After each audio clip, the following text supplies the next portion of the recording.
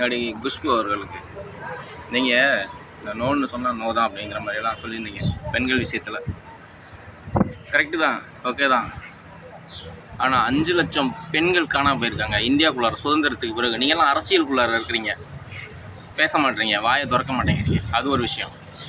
இன்னொன்று, நீங்கள் தான், நான் சின்ன பையனாக இருந்தேன், நீங்கள் தான் அந்த காதலன் பார்க்க போகிற காதலிகள்லாம் காண்டம் பாக்கெட்டை கையில் கொண்டு போங்கன்னு சொன்னதும் நீங்கள் தான். உங்களோட உருவ பொம்மையெல்லாம் எரிச்சிருக்காங்க. நான் நிறைய பேப்பரில் வந்து நீங்கள் கதறி அழுதுருக்கீங்க. அதாவது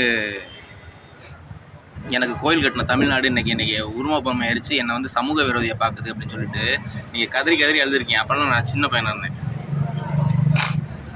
இன்றைக்கி வந்துட்டு பெண்களுக்கு சாதகமாக சில விஷயங்களை பேசுகிறீங்க, அதெல்லாம் ஓகே.